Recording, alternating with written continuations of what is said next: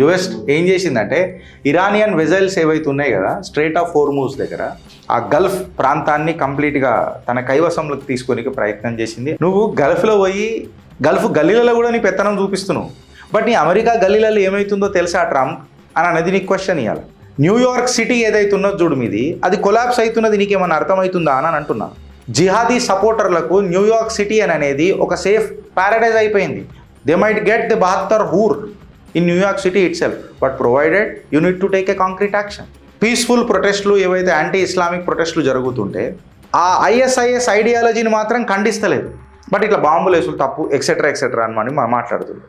Just chat GPT బైగాటరీ racism మాట్లాడుతున్నారు తప్ప అది చూడు అమెరికాను సంకనాకిచ్చేది ఫస్ట్ మీడియా. అది మనం కరెక్ట్గా మనం కూడా దాన్ని అట్లనే తిన్నాం అనమాట.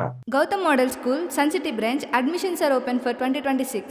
No admission fee, free school uniform and also bus transportation available for nursery to 10th class. Hurry up. Address: Sun City branch opposite Kasturba Trust. Limited seats. Contact us now 8121573123 and 8977113123. America వాడు నిన్న straight of హోర్మూజా దీన్ని ఏమంటారు, US ఏం చేసిందంటే Iranian vessels ఏవైతే ఉన్నాయి కదా straight of హోర్మూజ్ దగ్గర అక్కడ పేల్చి పడదూపేసింది. ఈ మంటలన్నీ దానికే సాక్ష్యం. కంప్లీట్గా ఆ గల్ఫ్ ప్రాంతాన్ని కంప్లీట్గా తన కైవసంలోకి తీసుకొని ప్రయత్నం చేసింది. అమెరికా కూడా చెప్పిండు వి హ్యావ్ బ్లాస్టెడ్ ది, ఇక చెప్తాడు కదా మనోడు, మన స్లాంగ్ నాకు రాదు, ఇమిటేట్ చేద్దామని అన్న లేపిండు. అయితే నేనేం అడుగుతున్నా అమెరికా కనంటే, నువ్వు గల్ఫ్లో పోయి గల్ఫ్ గల్లీలలో కూడా నీ పెత్తనం చూపిస్తున్నావు, బట్ నీ అమెరికా గల్లీలలో ఏమవుతుందో తెలుసా ట్రంప్ అని అనేది నీకు క్వశ్చన్ ఇవ్వాలి. నీకు నేను 30 రోజుల టైం ఇస్తున్నా, రష్యా దగ్గర ఆయిల్ కొనుక్కో తర్వాత అనేదో పెద్ద that is the statement given to the US banks. దాని తర్వాత మేము ఈ డాలర్ గీలర్ ఏదైతే ఉంటుందో దాని మీద మాట్లాడిండు, దాన్ని మన వాళ్ళు వక్రీకరించి ఇంటర్ప్రిటేట్ చేసి కొలాప్స్ ఎక్సెట్రా అని మాట్లాడతారు. పరంతు క్వశ్చన్ ఏందనంటే ట్రంప్ నీకు నీ గల్లీలలో ఏమవుతుందో తెలుసా అని అనేది క్వశ్చన్ ఇవ్వాలి. న్యూయార్క్ సిటీ ఏదైతే ఉన్నదో చూడు మీది, అది కొలాప్స్ అవుతున్నది, నీకేమన్నా అర్థమవుతుందా అని అంటున్నా. జిహాదీ సపోర్టర్లకు న్యూయార్క్ సిటీ అని అనేది ఒక సేఫ్ ప్యారడైజ్ అయిపోయింది. मुझे क्या पता, अगर आप उनको ठोकते हो तो उनको 72 हूर न्यूयॉर्क सिटी में भी मिल सकता. दे माइट गेट द 72 हूर in New York city itself, but provided you need to take a concrete action. పిచ్చివాడే మీద దమ్ होना चाहिए ना, అది ఉన్నదా నీకు గట్స్ తీసుకోనికే. ఈ మాట ఎందుకు మాట్లాడుతున్నానంటే గల్ఫ్ గల్లీలలో పోయి పెత్తనం చూపుతున్నాడు వీడు. ఫస్ట్ ఇంటికాడ ఉన్న గల్లీలు చక్కగా చూసుకోమని న్యూయార్క్ దగ్గర ముడికింది ఉన్న న్యూయార్క్ని. ఎందుకనంటే ఈ మమ్దాని న్యూయార్క్ సిటీలో ఏమవుతుందో చూడండి. న్యూయార్క్ సిటీలో ఒక ఇస్లామిక్ చిన్న టెర్రర్ అటాక్ జరిగింది న్యూయార్క్ సిటీలో. ఎట్లానంటే ఈ ఐడియాలజీ ఎక్సెట్రా ఏవైతే ఉన్నాయి కదా, మీన్ వైల్ కరెక్ట్గా చెప్పాలనంటే డైరెక్ట్ పేర్లతో చెప్తా. ఎమిర్ బలత్ 18 సంవత్సరాలు, ఇబ్రాహిం కయ్యూమి 19 సంవత్సరాలు, పెన్సిల్వేనియా టు న్యూయార్క్ దగ్గర నడిపించుకుంటా ఐఎస్ ఇన్స్పైర్ చేసుకొని ఐఈడీలు యాంటీ ఇస్లాం ప్రొటెస్టులు జరుగుతుంటే వాళ్ళ మీద అక్కడ ఆ ఏరియాలలో వేసిండ్రు. ఈ బాంబులు మొత్తము టీఏటీపీతోని ప్యాక్ చేసిరట. ఈ సేమ్ ఎక్స్ప్లోజివ్ అంటే ఈ టీఏటీపీతో ప్యాక్ చేసిన ఎక్స్ప్లోజివ్లు ఇంటర్నేషనల్ టెర్రరిస్టు తీవ్రవాదులు యూజ్ చేస్తారట.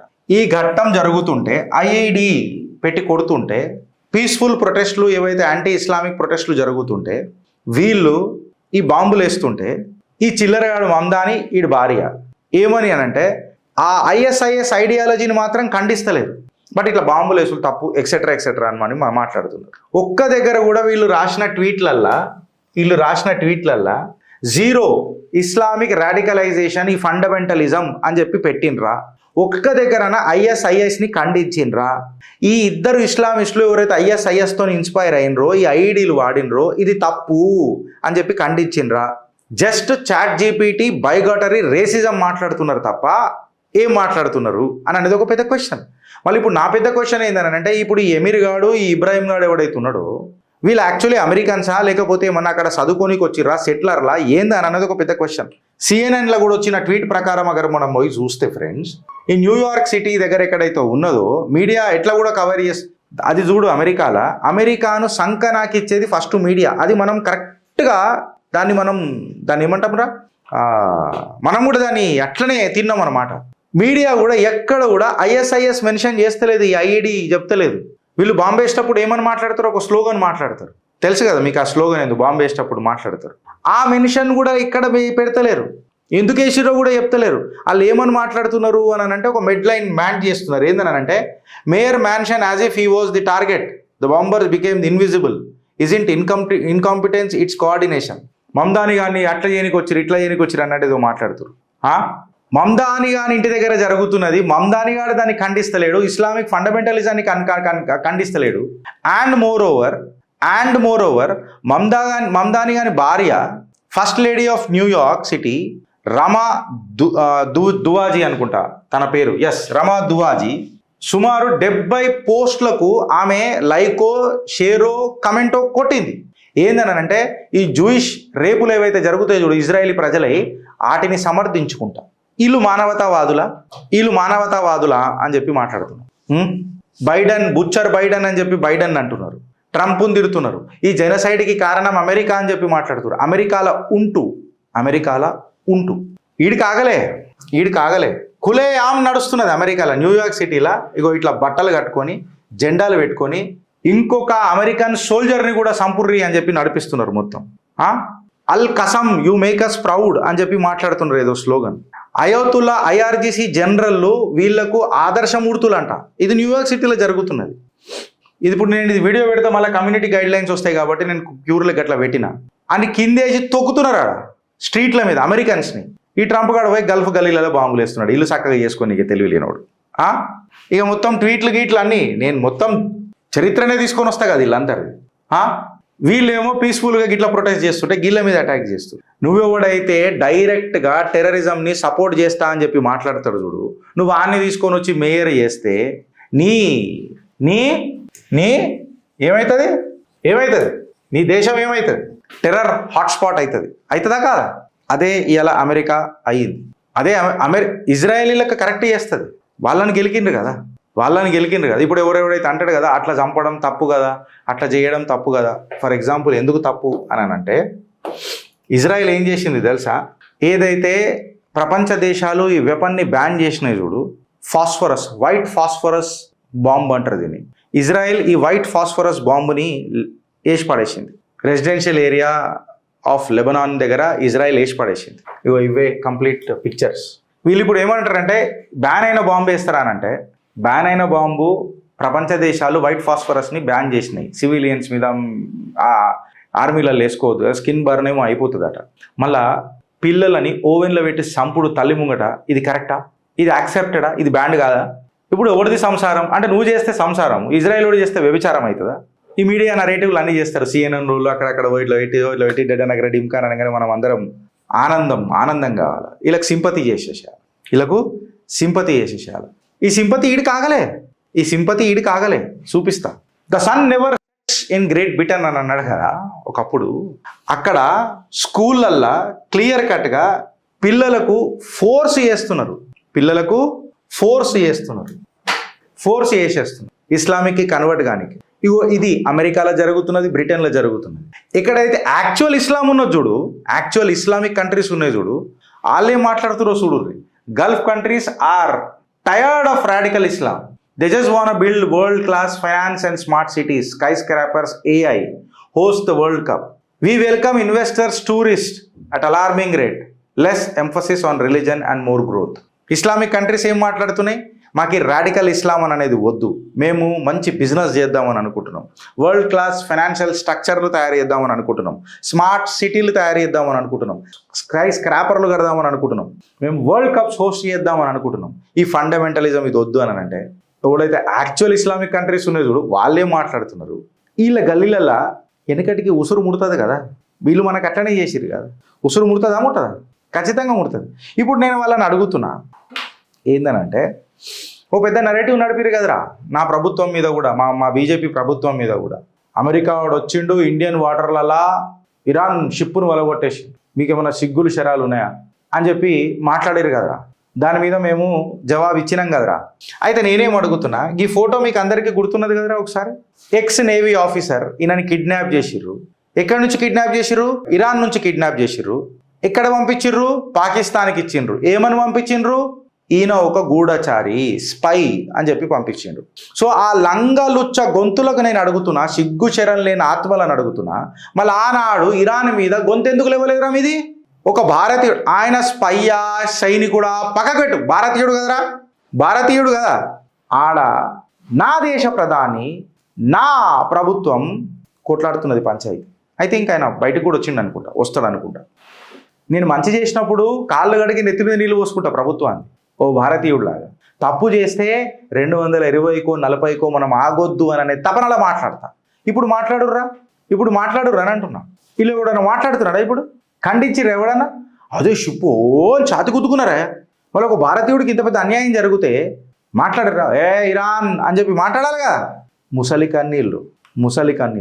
ఈ ముసలి కన్నీళ్లకు నేను మాట్లాడు కాదు. ప్రపంచ దేశాలు ఏం మాట్లాడుతున్నాయి చూడు, ఇస్లామిక్ కంట్రీలు ఏం మాట్లాడుతున్నాయి చూడు. భారత్ యొక్క మోతబరి నా ప్రధాని యొక్క తురుంచి అని అంటారు చూడు, తురుంచాతలు చూడు. ఇప్పుడు పరిచయం చేస్తా. ఇది నేనలే. Arab UAE NY Hussain Hasan Mirza ఏమని అంటున్నాడు తెలుసా? ఒక్క ఫోన్ కాల్ ఛాన్స్ అని అంటారు ఇట్లా సినిమాలో, ఖడ్గం సినిమాన. ఒక్క ఫోన్ కాల్ ఎవరు చేయాలా? నా ప్రధాని దేశ నరేంద్రుడు ఫోన్ చేస్తే ఇజ్రాయిల్కైనా ఇరాన్కైనా పంచాయతీ ఖతం అవుతుంది. ఎందుకంటే భారత్కి ఇరాన్తో మంచి సంబంధాలు ఉన్నాయి, ఇజ్రాయెల్తో ఇంకా మంచి సంబంధాలు ఉన్నాయి. ఈ టెన్షన్లు ఖతం అయిపోతాయి. ఒక్క ఫోన్ కాల్ అగర్ చేస్తే అని ఎవరు మాట్లాడుతున్నారు? గిరీష్ గాడు పొగుడుతలేడు ఈ ప్రభుత్వాన్ని. నేను మీకు పదే చెప్పిన, మంచి అయితే 1000 ఏనుగుల బలమై ఈ ప్రభుత్వాన్ని లేపుతా, గులాంనైతా. చెడైతే చెవులలో చెప్పా. ఎందుకంటే మన చరిత్ర చెదలు పట్టకుండా కాపాడుకోవాలి. గోడకు మచ్చ పడుతుంది అనే తత్వం చెప్పాలా? కూడా చెప్పిండా? ఇప్పటిదాకే ఛానల్ అన్నాను. మేము ఇవన్నీ ముంగట పెట్టి తీసుకొని వచ్చినాం. అంటే భారత్ని ఎంత ప్రేమిస్తాం, భారత్ యొక్క ప్రధాన సేవకుడిని ఎంత ప్రేమిస్తాం అనేది ఎవడైతే కన్ఫ్యూజన్లు ఉన్నారో చూడు, ఆడికి క్లారిటీ వచ్చిందని అనుకుంటా. And this is bloody our conviction यार, we believe in our conviction. हम भला दिमाग से काम करते हैं, बट ये काम करने का जो इंस्ट्रक्शन जाता है दिमाग के लिए, ये दिल से जाता है. क्योंकि हम दिल से सोचते हैं, दिमाग से काम करते. और ये दिल डब डब అని చెప్పి కొట్టుకోదురా, భారత్ అని కొట్టుకుంటారు. భారత్ సే బడ్కర్ కుచ్ నహీ అని చెప్పి మాట్లాడతారు. భారత్ గురించి ఇలా తురుం నీ ప్రధాని అని చెప్పి ఇలా ప్రూవ్ అయిందా లేదా? తోపు నీ ప్రధాని అని చెప్పి ప్రూవ్ అయిందా లేదా? యుఏఈడు అడుగుతున్నాడు. ఇక్కడ ఉన్నోడు మోదీ తెరి కబర్ కుదేగి అని చెప్పి మాట్లాడతారు. వాళ్ళ కోసము ఈ మోదీజీ సంకనాకానికి ప్రయత్నం చేస్తున్నారు. వీళ్ళైన కబర్ కుదేగి అని చెప్పి మాట్లాడతారు. బీజేపీలో ఇది క్లియర్ కట్ అజెండా రావాలా, గాయవాలా స్ట్రాటజీ అనేది లేవాలా. ఇదే కాదు, భారత్ నువ్వు యూక్రెయిన్ రష్యా తీసుకున్నా, యూక్రెయిన్ వాడు ఏమన్నాడు? ఒక్క ఫోన్ కాల్ పుతిన్ అన్నాడా లేదా? ఇవాళ ఇరాన్ ఇజ్రాయిల్ అప్పుడు కూడా ఎవరు అంటారు?